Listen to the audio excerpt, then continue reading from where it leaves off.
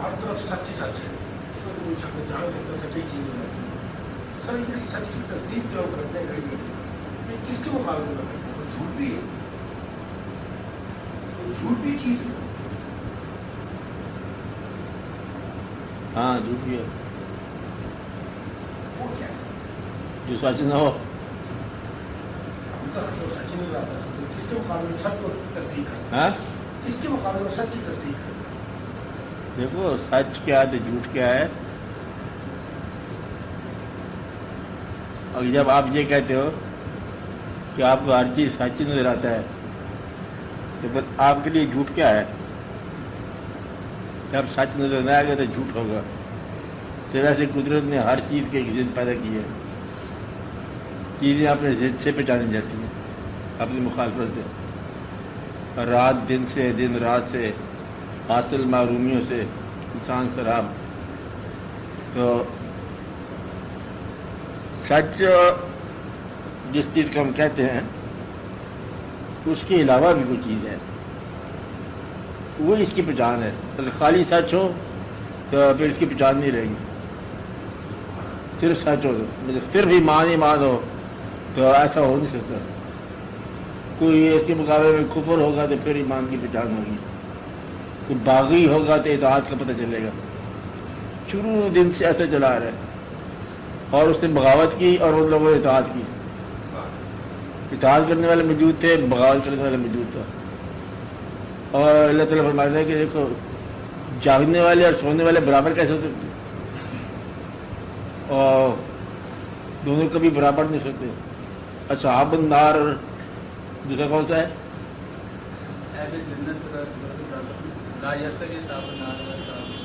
اصحاب النار ہے، اصحاب الجنہ برابر نہیں سکتے. چلنے والا ٹھہرنے والے کے برابر نہیں سکتا، دیکھنے والا اندھے کے برابر نہیں سکتا، دن رات کے برابر نہیں سکتا، روشنی اندھیرے کے برابر نہیں سکتا. الگ الگ ضد ہے نا، تو ذات چلا آ رہا ہے. تیسرے مطلب جب ہم یہ کہتے ہیں کہ باطل نہیں ہے تو باطل اس لفظ میں بھی ہے، اس لفظ میں بھی باطل ہے کہ باطل نہیں ہے، جھوٹ نہیں ہے. تو جھوٹ تو موجود ہو نا، مطلب وہ ان اٹ سیلف موجود ہے کہ ہر چیز حق ہے اور چیز ہے.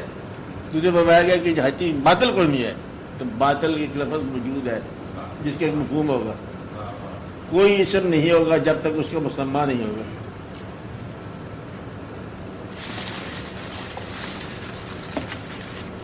اس نے اپنی ڈسٹربنس دور کرنے کے لیے شک میں چل کر دیا. یہی ہے. اچھا کیا مطلب اپنی ڈسٹربنس دور کی، سب کے لیے ڈسٹربنس ہوگی. یہ راستے میں حال تھا، آپ نے دور کر دیا، اور یہ دور کر آپ سب کے راستے میں حال ہو گئے.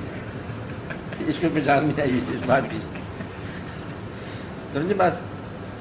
بہرحال تو جھوٹ موجود ہے. مثلا یہ تو خیر بڑی صداقتیں ہیں نا کہ اس میں تو باب میں ضرور ہوتا ہے کہ اللہ تعالیٰ کے کام، اللہ تعالیٰ نے فرمایا میں نے پیغمبر نامزد کر دیے، پیغمبروں نے کہا ہمیں نامزد کر دیا گیا، میں نبی ہوں. صداقت ہی صداقت. ایک آدمی جو نبی نہیں تھا اسے کھڑا ہو کر میں بھی نبی ہوں. اب یہ جو نامزد نہیں ہے اور نامزد ہونے کا اعلان کر رہا ہے، تصدیق اور ہے کو نہیں، یہ جو ہے نا صداقت کے انداز میں جھوٹ ہے. بات نہیں چاہے کہ لاہور میں ایک واقعہ ہوا، ایک آدمی اپنا نام کہتے میرا نام خدا ہے. تو کیسے کہتا ہے خدا؟ کہتے میں نے یہ کام سارے سب میں میں نے بنایا. اللہ تعالیٰ کہتا ہے میں آسمان کو مالک ہوں تو میں ہی مالک ہوں. کہ تیرے پاس ثبوت؟ کہتے اس نے کون سا ثبوت دیا ہے؟ ثبوت کی تو بات ہی بنی ہے. تم اس کو مانتے ہو تو وہ اللہ کہلاتا ہے، میں مجھے مانتا نہیں ہوں اس لیے مجھے خدا نہیں مانتے. بات یہ ماننے سے بھی ہے. تو وہ اللہ تعالیٰ جس نے سچ پیدا کیا ہے، باطل موجود ہے. خیر ہی و شر ہی من اللہ تعالیٰ بالباطل. خیر پیدا کرنے والے نے ہی شر پیدا فرمایا، بلکہ شیطان کو آپ نے پیدا فرمایا.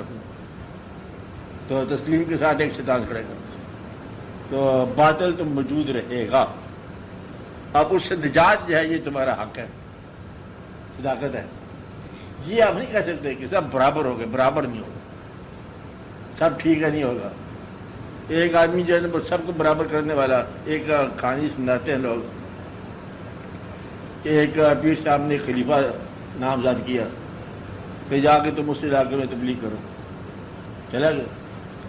بعد میں وہاں سے کچھ لوگ آئے تو پوچھو بھی کیسا جا رہا ہے، کہ ٹھیک جا رہا ہے، سب راضی ہیں اس پر، کہ میرے پاس بھیجو، آئے کہ سننا صاحب تیرے پہ راضی ہے، سب راضی ہیں، سب بیچ سے راضی ہیں۔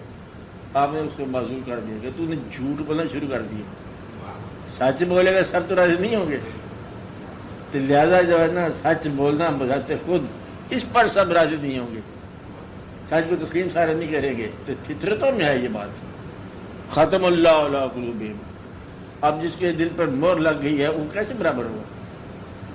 اس کا مطلب ہے کہ باطل چیز موجود ہے صداقت کے ساتھ۔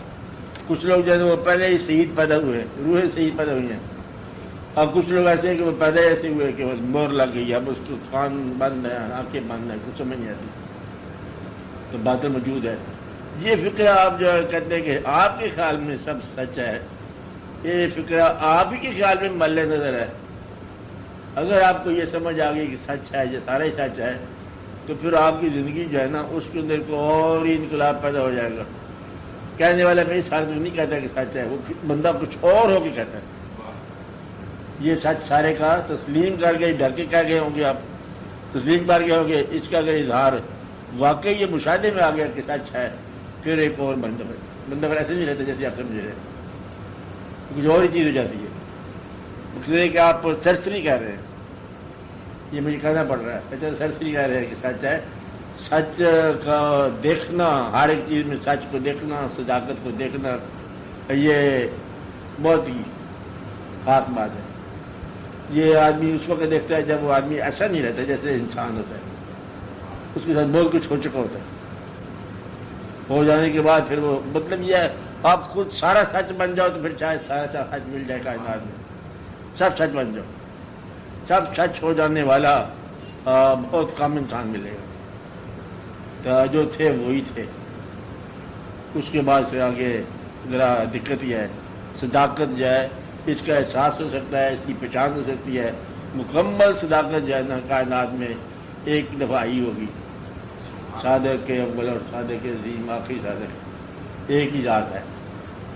اس کے بعد مکمل صداقت جو ہے نا پھر اللہ کے حبیب صلی اللہ علیہ وسلم کی بات باندھی ہے، پھر کوشش یہ ہے، کوشش سے صداقت حاصل کرتے جائیں۔ تو سچ کے مقابلے میں جھوٹ ہے بھائی، اس کے اندر موجود ہے، اور یہ پیدا کرنے والے کا اپنا ہی اس نے ایسے پیدا کیا ہوا ہے، یہ کھیل جاری ہے، بلیک اینڈ وائٹ۔ ہر انسان جو ہے وہ ہر وقت صداقت میں نہیں رہ سکتا، اور اطاعت والا جو ہے وہ بغاوت کرتا رہتا ہے۔ تبھی یہ حکم ہے استغفار کا۔ استغفار کا مطلب ہے کہ نیک عابد بھی تھوڑا سا بھٹک جائے گا، خیال اپنے مقام سے بھٹک جاتا ہے، بندہ بھٹک جاتا ہے۔ استغفار کا مقام رکھا ہے اللہ تعالیٰ نے، جو کچھ رکھا ہے وہ ان میں سے کوئی چیز ایسی نہیں جو معطل ہو جائے، استغفار کا مقام ہی ختم ہو جائے، نہیں رہے گا، آخری دم تک رہے گا۔